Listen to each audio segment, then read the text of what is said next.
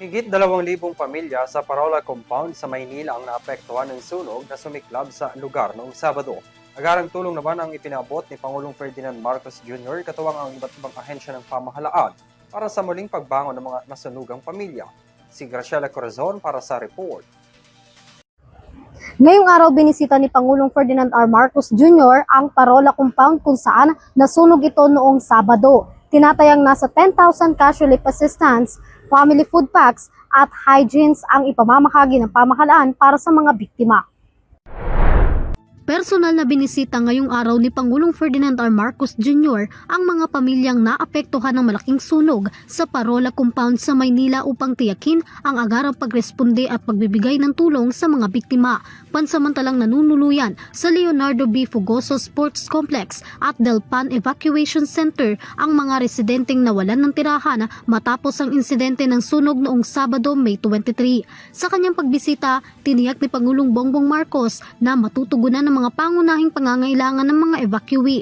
Personal din pinangunahan ni Pangulong Bongbong Marcos ang pamamahagi ng family food packs at financial assistance para sa mga tinatayang 2,134 na pamilyang naapektuhan ng sunog. Nauna nang namahagi ang pamahalaan ng tig 2,000 ready-to-eat food boxes, kitchen kits, sleeping kits at hygiene kits para sa mga biktima.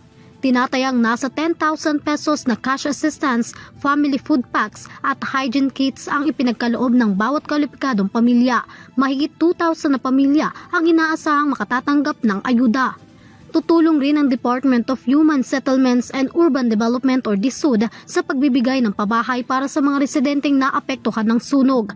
Kasama naman ng Pangulo sa pagbisita sina Department of Social Welfare and Development or DSWD Secretary Rex Gatchalian, National Housing Authority or NHA General Manager Joe Pentay, Manila Mayor Francisco Isko Moreno at iba pang opisyal ng pamahalaan.